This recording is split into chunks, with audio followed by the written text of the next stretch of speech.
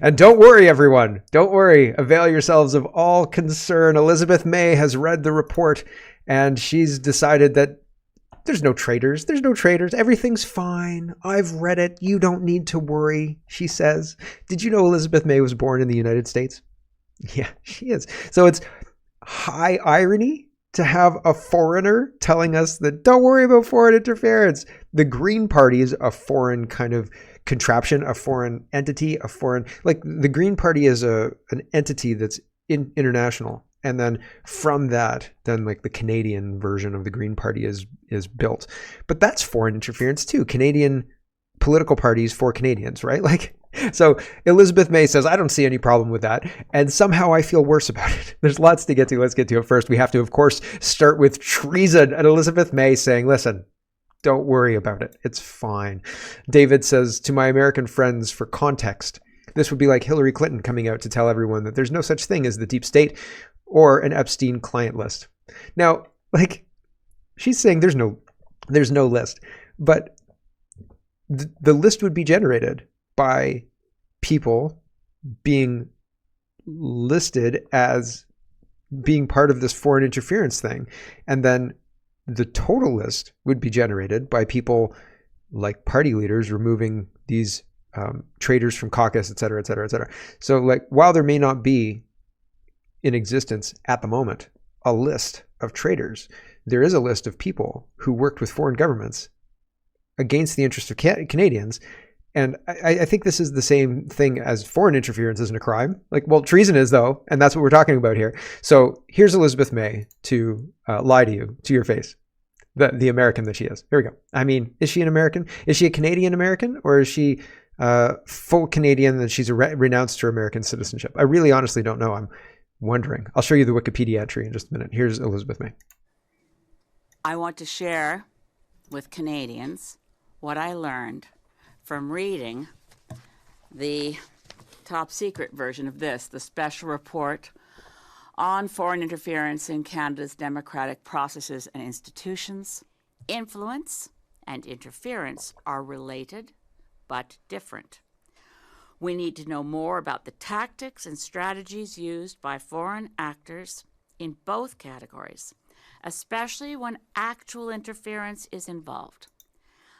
Unfortunately, that important work has been eclipsed by a totally understandable media firestorm, which, in my view, is overblown. I have been asked many times, in slightly different ways, how it feels to sit in a parliament knowing that there are potential traitors among us. Shouldn't the public have a right to know which MPs have sold out their country for benefit or favor from a foreign government? Having read the full, unredacted National Security Intelligence Committee of Parliamentarians report, for myself, I can say, I have no worries about anyone in the House of Commons. There is no list of MPs who have shown disloyalty to Canada. There is no list of MPs who have shown disloyalty to Canada. I am... What is with the drumming? I don't understand. The repetition in the drumming. Is this an Indigenous thing, Elizabeth May? Are you making things up again? I'm very comfortable sitting with my colleagues. We will disagree on policy and on many issues, but I am vastly relieved. Oh, and I feel much worse. Here's the Wikipedia entry. Elizabeth May is a Canadian politician, environmentalist. Born in Hartford, Connecticut, May immigrated to Canada with her family as a teenager. She attended a university in Dalhousie, or in Nova Scotia at Dalhousie. So there you go, Elizabeth May. And just for a quick aside, the other major Green leader and sitting MPP, Mike Schreiner, is also an American, right? He is a Canadian politician. who, hold on, I'll find it again. Early life. Schreiner is an American-born Canadian. He was born on the 9th of June, 1969 in Waukene, Kansas, or Waukene, Kansas. And he grew up on the family grain farm, and he went to the University of Kansas in 92, went to Indiana University in 94, and then moved to Toronto after 94. Became a Canadian citizen in 2007. What's with the Americans coming to Canada and becoming green politicians? It's weird. Leaders of green parties. We can't find any Canadians who want to do it because it's bunk, because it's garbage, nonsense, lies. Okay. Government.exe highlights Francois Blanchet. And is it Blanchet? Yeah, Blanchet. I'm getting his name wrong. There's something wrong with the way I'm saying his name. Blanchet is upset about this whole thing, and he is calling out, well, he has a very different take than Elizabeth May. Here we go. Okay, can you please clarify on foreign interference, your position on whether you will get the classified briefing? Can you clarify in English? And also, can you clarify your position on why Mr. Poilievre is not doing that? I do not have a position about why Mr. Poilievre is not doing that. You should ask him. However, I am in the process of getting answers about the way it proceeds and what it requires from me. I want to make certain that there is none of my MPs which has any kind of implication with the foreign and hostile power. I feel this is my duty. And if I don't think it's the case, but if I was to find one of my MPs in such a situation, he would be strongly invited not to be candidate in the next election, to say the least. And I feel that it would be irresponsible from any other party leader not to do the same. We know, without the details, that in the Liberal caucus and or the Conservative caucus and or the NDP caucus, there are some members which should not be candidate in the next election. Either they collaborated with foreign power intentionally or stupidly.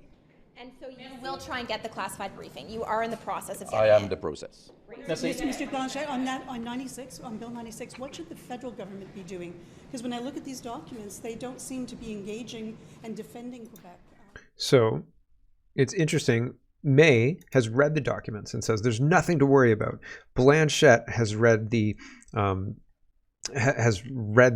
briefing saying that we know 11 people have been compromised wittingly aiding a foreign government.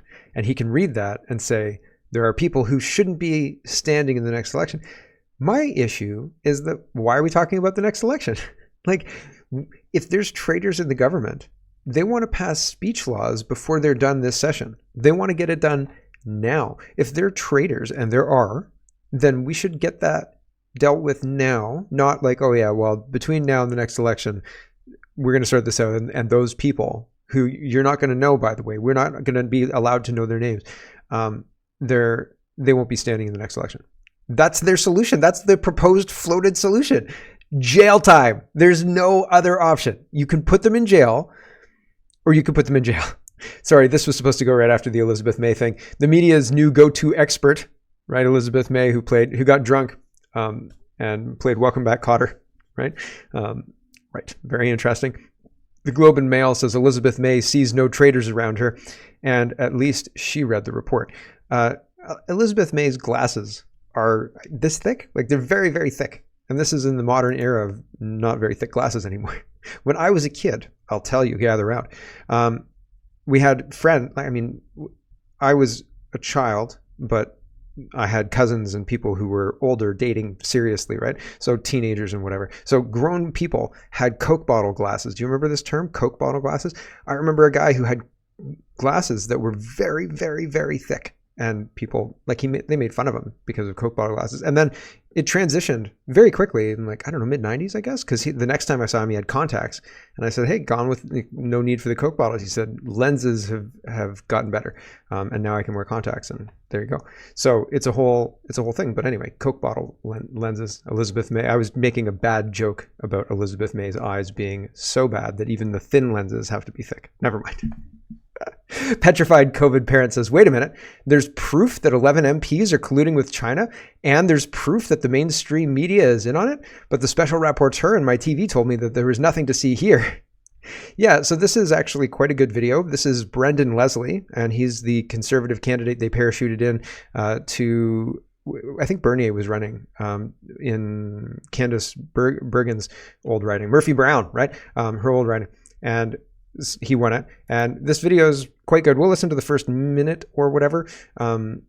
It's interesting because it's looser than most videos that I'm used to seeing from the Conservatives. Most videos that you see from the Conservatives are scripted. This seems a little bit more off the cuff, although the editing's really tight. So they've sent it to an editing team. The editing team kind of finalized the product and the whole deal. Anyway, it's pretty good, but here we go. Are you prepared to release those names, yes or no? No, Mr. Chair. It's treason season here in Ottawa. I wish I was kidding, but a recent bombshell intelligence report highlights that parliamentarians are willfully and knowingly aiding foreign state actors. So what does that mean? Well, they might be getting money, they might be getting trips, they might have quid pro quo deals that gets them some sort of access. All it means is that they're not... Hold on. Like a free vacation with the Aga Khan?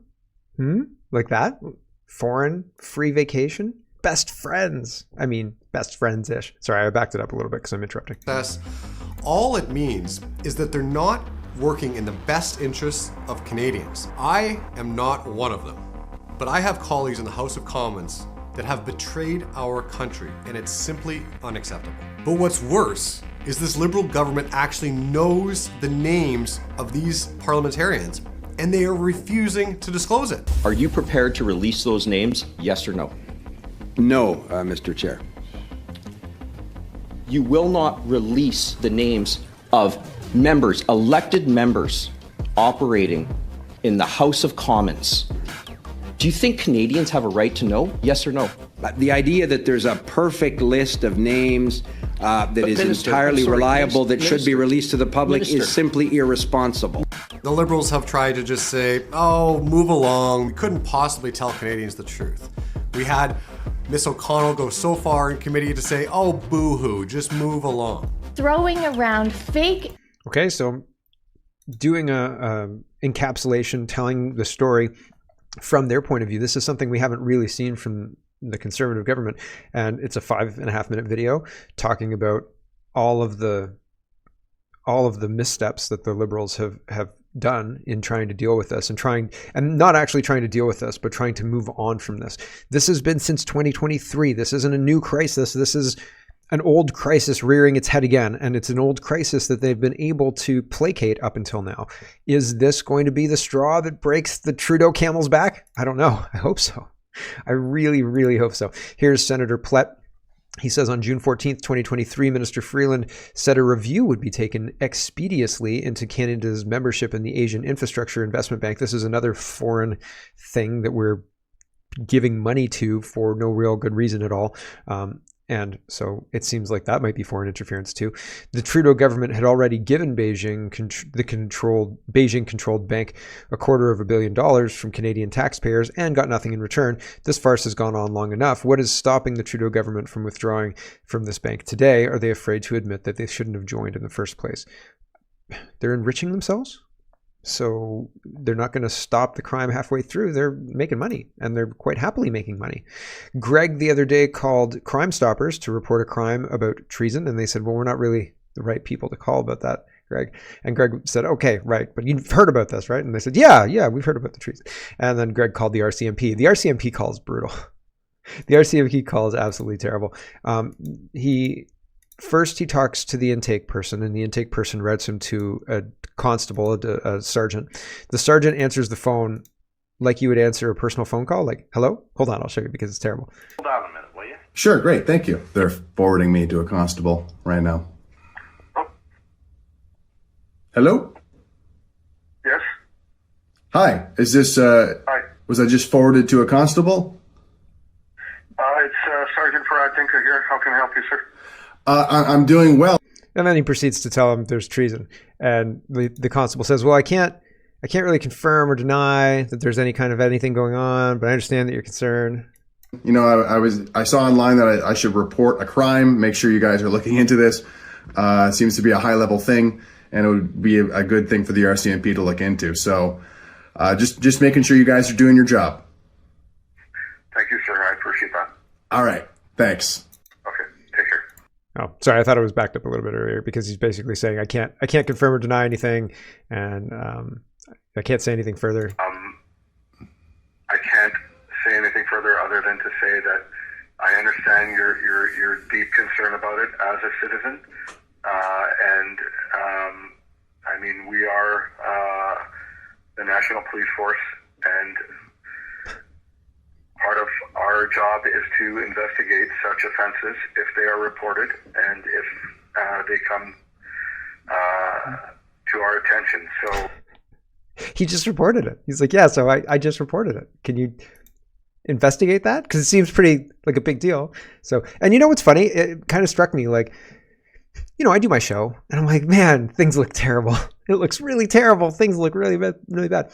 But could this be bystander effect? Like maybe the police don't know and like nobody's called them to tell them like, hey guys, did you know there's treason? Like treason. No, like right now, go treason, go arrest the treasonous people. And they're like, oh, okay. Like bystander effect, right? You're like, oh man, that car accident looks terrible. Look, there's injured people. Oh my gosh. You know, and nobody calls 911. Could that be happening? I don't think that's what's happening. I think that if you call 911, the treasonous people go, oh yeah, we'll totally look into that. And they hang up on you. And they're like, investigate that guy. Like, you know the number that he called from? Investigate that guy. That was the first thing I thought about when Greg was calling the RCMP with his own phone on the speakerphone there. I was like, oh man, they're going to tap that phone. Nicholas says, imagine the El Salvador president explaining to the American people how their government is actually funded. This is how our government is funded too. And this is all about taxes. And we're going to talk about taxes again. Maybe this is better down here. I may have to revisit this tab. Hold on. It might be better in the tax section. Totally better in the tax section. We'll talk about that in just a minute. Steven says, opinion, party leaders have the ability to step up and clean house of the alleged colluders. Not treasonists, not treasonous bums, kick the treasonous bums out. Oh yes, the leaders of the political parties should get rid of the alleged colluders. So they're really sanitizing this, but it's treason, and these people should be, you know, Mad Mardigan in Willow. You know, when Willow and the baby, the Daikini baby, and the other guy, and Bumble and all the other guys find Mad Mardigan and he's in the cage thing. I'm just saying that's a good idea for the people who have willingly done this to us, right? Colluders, no. They're treasonists, and we should put them in a cell, and we should absolutely punish them, okay? Not have the party leaders responsible for reading an NSICOP report to tie them up and not able to say anything, and then not even able to get rid of their the people who are treasonous in their party because they won't be allowed to communicate anything about anything, even by removing people. You'll have to wait till the next election and they won't be allowed to stand, and that'll be it. Yeah, right.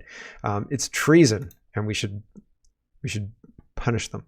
Maxime Bernier says Trudeau froze the bank accounts of honest Canadians who donated to a peaceful protest and crushed it with police violence and illegal emergency powers. But he and all the weak opposition party leaders can't even find a way to name the MPs suspected of committing treason against our country, expel them from their parties, guarantee they will be prosecuted for this real crime. Yeah. Yes. Here is, I think, number one, this would make a great movie. I feel like if we needed a Christmas movie, this is like the Die Hard of free speech. And like on one side, I don't trust Elon Musk. I trust Elon Musk as much as I trust anybody these days, which is to say not much, right? Like, so Elon Musk on one side of things is trying to create a free speech platform on Twitter, but I'm still censored. So I feel like, you know, great try, but you effed it up. Like, it's not quite there. And he damn well knows it. And he hired that WEF shill to be the CEO. So I've got concerns with Elon Musk. This isn't me fanboying. But doing stuff like this is what we need to do to our government. We need to take control of the government and then reduce all of the ministries, reduce all the bureaucracies, reduce the federal payroll by probably more than half, kind of like Venezuela, allow businesses to be businesses, stop taxing energy, stop taxing food. There's a way, stop income tax. There's a way to run a country without being a parasite on your citizens. Okay, so I think we should do this. This is a minute 17 of what Elon Musk did right after he took over Twitter and he wanted to get rid of an expensive server farm. This is what we need to do to our government. I need a plane and a server farm to cut off, literally. Here we go. He was at Twitter headquarters, and he said, we don't really need 3 different server farms. And the engineers say, well, yes, we do, because we need backups and we need caching or whatever. And he says, no. He decides they should get rid of the servers in Sacramento. Well, they say, fine, but that'll take 6 months. He said, no, you can do it in 6 weeks. And he's getting really dark, and they don't know how to deal with him, because this is like a month after he took over Twitter. And they're saying, well, no, I'm sorry, Elon, we can't do it. And he'd say, you can do it in 6 weeks. And by the end of the meeting, he said, you can do it in 6 days. He gets really dark, and he decides he's going to fire them. It's December 23rd. It's like 2 days before Christmas. He does fire them, but the next day, Christmas Eve, he's flying from San Francisco to Austin, Texas to go home for Christmas. He's with 2 young cousins on the plane who are engineers, and one of them says, why don't we just take those servers out ourselves? Elon Musk makes a U-turn in his airplane, tells the pilot to go to Sacramento, and they go to the server facility. The guard there is like flummoxed. It's Christmas Eve, and they're forcing their way in, and Musk turns to his bodyguard and says, do you got a pocket knife? The guy goes, yeah, and cuts the cable to the servers, and they got rid of that server farm in Sacramento. But it's why 80% of the people who worked at Twitter when he took it over are gone.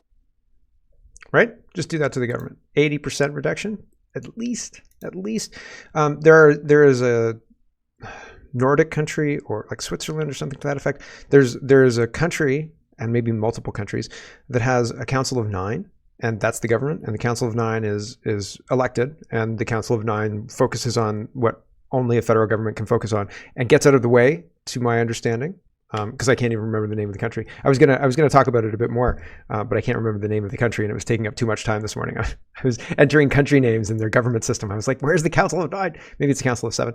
But apologies, I just ran out of time, as happens sometimes. Here is, this guy's talking about taxation, and there's a lot of interesting theories is not the right word, but this guy is talking about how for Americans, there's no rule in the books that says you have to pay your income tax, right? Taxing income is not something that the United States was built on. Actually, in fact, they charged companies to access their population. So like if you were making profit, or if you wanted to access the population, you paid taxes.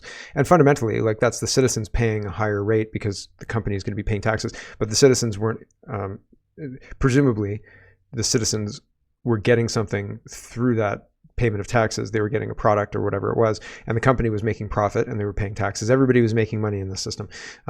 And I don't know, that it kind of punishes businesses. If we were going to unwind the entire income tax, I don't want to then saddle businesses with like, now you have to pay this like replacement income tax, because that's not going to work, right? Like, that's not going to work. So you have to cut government back. You have to cut the scope of government back. So, but I think that there are certain things that the federal government can do, and only the federal government can do, like international diplomacy and things like that, right?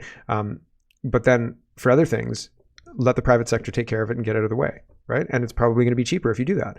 But now we stupidly get in the way, and we have these massive bureaucracies to collect these taxes, blah, blah, blah, blah, blah. But the funny truth is, and what's exposed in the El Salvadorian president's speech, is that taxes are more about control. And I've talked about this before as well. They can print money, and this is El Salvadorian guy.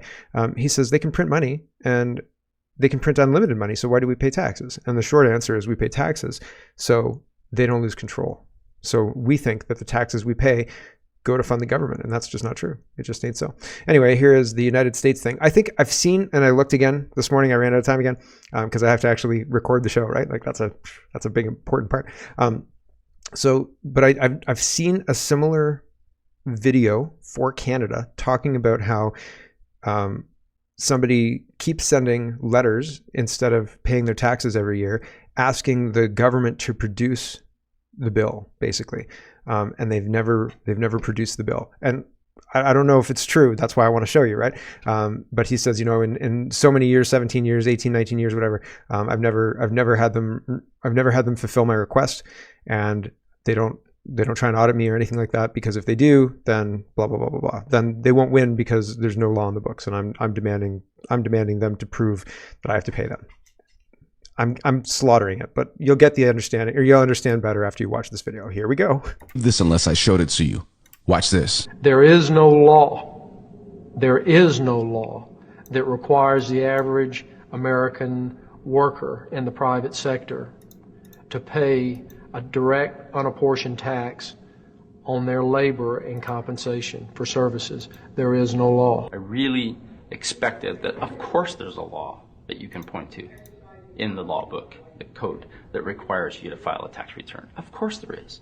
Maybe I don't know what it is right then as he was speaking to me, but sure. So naively, I agreed to go off and research it and get back to him. 3.5 months later, I was at that point where I couldn't find the statute that clearly made a person liable, at least not me and most people I know. And I had no choice in my mind except to resign. I had to leave the IRS because I presented evidence that I had accumulated indicating that the agency was violating the law and violating people's rights. And I asked the agency for a response to my sincere concerns. And the answer I got was that they would not respond to my concerns, and that they would provide me with the paperwork necessary to tender my resignation. You can look through the statutes and look for the law that... One of the things that struck me about the last guy is that he came up with strong concerns about the policies and what was going on and all of the rest of it. And he was treated the same way as doctors were treated when they came up with strong concerns about what was going on with the COVID response. Right? That's what struck me. They knew, and they know. And if you bring this kind of stuff to them, you're now a problem that needs to be dealt with. You're not a helper who's helping solve this problem. Did you guys know? Yeah, they knew. That requires you to pay. And when you do that, you can't identify a law that requires the average person in America who earns a wage and works in private business to pay an income tax. American citizens, along with the foundation, have been asking the IRS to specifically provide them with the underlying legal foundation upon which they administer and enforce the personal income tax laws in our country. At the national level, when people would attempt to contact somebody of a much higher authority, say the commissioner, same kind of thing. They would get answers that were in effect non-answers. Yeah. So that's exactly what happens with COVID, right? So a contrarian says, Freeland says our survival depends on taxing the rich more, but the truly rich will not be caught in this tax. It will be the upper middle class. And let's talk about fairness. A guy making $300,000 in Ontario pays 17 times the amount of tax towards social programs as someone making $50,000 does. Does that sound fair? I was making that point yesterday, right? Like rich people pay 60% of the taxes now. They're paying an unfair amount already. Do we want fairness? Because let's have fairness and drop their rate to what the people making 50 grand pay, right? Fair. Let's be fair, right?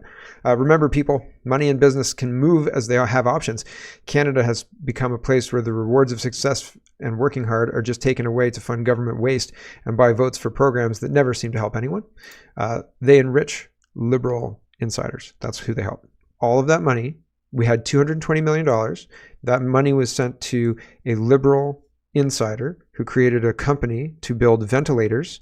He didn't have the correct licenses and checks and things like that, credentials to create the ventilators in the first place. And he didn't have the certificates for the ventilators, but they fronted him $20 million. And I guess he got whatever he needed, and they gave him $200 million in total, and then they sold the ventilators for scrap. Absolute waste. So that's the kind of stuff that they're doing with our tax dollars. They're bankrupting us, and they're teabagging us while they do it. Tom says Labour in the United Kingdom are predicted to double the capital gains tax in the UK, just like in Canada. They simply won't rule it out, just as the Liberals in Canada hiked theirs. Here's who that hits. And so that's middle class people, or upper middle class. Here's Pierre Poilievre. This is the new elevator pitch, and people will really like it. I promise you. Here we go.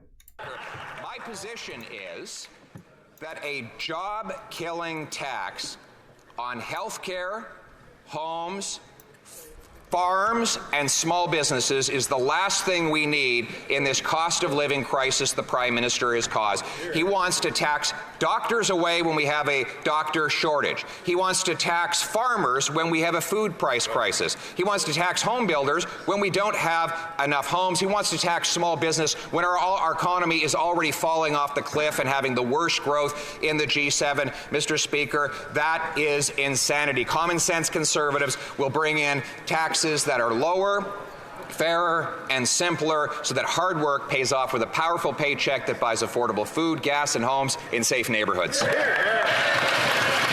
So there you go. That's the elevator pitch, right? 40 seconds less, and people will hear that, and they will think to themselves, that's a much better deal than Justin Trudeau. My concern is dairy cartel, Conservative Party. I don't know. They're the same thing. They're the same thing. This is a little bit long. It's medium long. I don't know why this guy with the beard is sitting there. But he's talking about the El Salvadorian president explaining taxes. And I think we have to listen to the whole 3 minutes. I think that we have to listen to this whole thing because it's worthwhile. But he threads a story of waste and talking about how taxes are just used as a control mechanism and nothing more. We're not actually funding the government. They print the money they want out of thin air. Here we go. Because there are a ton of hidden messages. Darn it. Too fast. Here we go. El Salvador president's speech. Look. For instance, the financial situation of the United States. When I talk to my conservative friends right here, they always tell me that the problem is high taxes. But they're wrong. Of course, high taxes are extremely high here in the United States. I give you that. You're right in that. But that's not the real problem. The real problem is not the high taxes themselves, but the fact that they are not even really funding the government. But even those high taxes, higher than a lot of places in the world, but even those taxes are really funding the government. So who's financing the government? Government is financed by treasury bonds, paper. And who buys the treasury bonds? Mostly the Fed. And how does the Fed buy them? By printing money. But what backing does the Fed have for that money being printed? The treasury bonds themselves. So basically, you finance the government by printing money out of thin air. Someone could ask, well, so if the government can print unlimited amounts of money out of thin air, why did they collect taxes?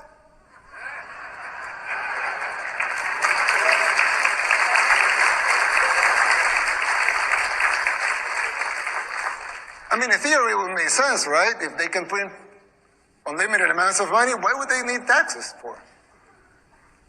The answer is simple, but it's very shocking. The real problem is that you pay high taxes only to uphold the illusion that you are funding the government, which you are not. It's shocking, but it's true. The government is funded by money printing, paper backed with paper, a bubble that will inevitably burst.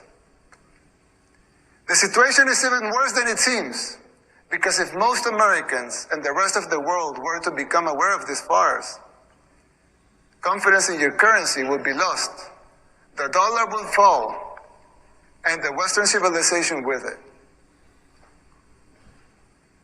If the next president of the United States doesn't make the necessary policies and structural changes, sooner or later that bubble will burst. There's still time.